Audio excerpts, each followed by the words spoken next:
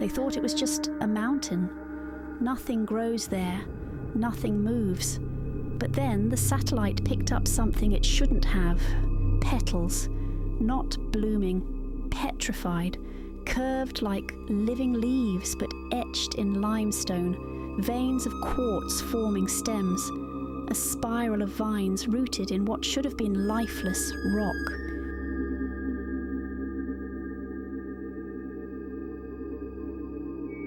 At 12,000 feet above the tree line and beyond the snow, a garden had grown where no garden should be, and not recently.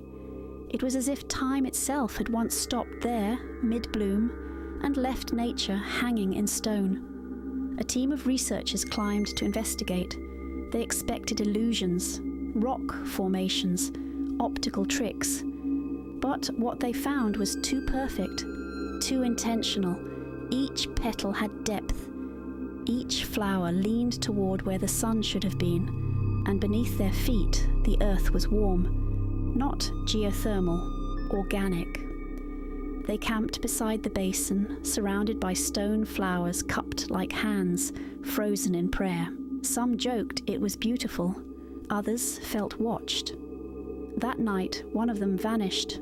No sounds, no struggle. Her boots were left beside her cot. Her datapad was still recording, but she was gone, like she had stepped backward into fog and never touched the ground again. The footage from their drones began to glitch. Branches appeared where there had been none. Vines twisted into new formations between frames. One blossom, closed that morning, was wide open by dusk. Stone does not bloom. A second researcher disappeared, then a third. Each absence marked by an artifact turned fossil. Glasses, a thermos, a ring, half sunken in fresh stone.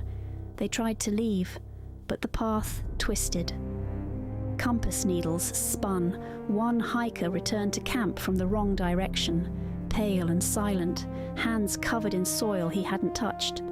A geologist finally spoke what everyone feared. It's not just a petrified garden, it's a memory, and we've disturbed it. The garden began to shift more openly, entire boughs repositioned overnight, petals bent toward the sound of breath, and deep under the rock, a pulse began to echo. Some described it as warmth in the bones. Others said it sounded like humming, not music, but dreaming. They were not inside a ruin, they were inside a waiting. Something beneath the stone was thinking, rooted not in soil but in remembrance. The last transmission was a whisper. We are not visitors, we are nutrients. When a recovery team arrived weeks later, there were no bodies. Just sculpted ridges and smooth layers of new rock, veined with fossilized tools, tags, and fragments of clothing. A boot heel formed the edge of a leaf. A camera lens glinted like dew. They sealed the site, but the spiral pattern has begun to appear elsewhere. On canyon walls, beneath old bridges, even in the bark of trees 1,000 miles away.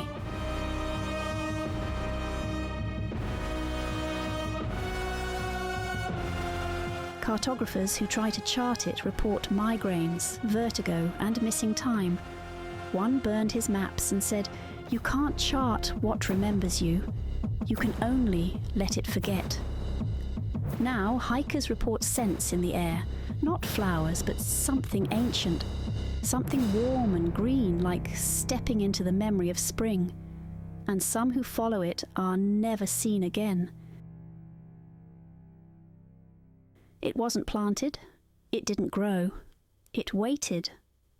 Somewhere a garden dreams in stone, and someone must wake it.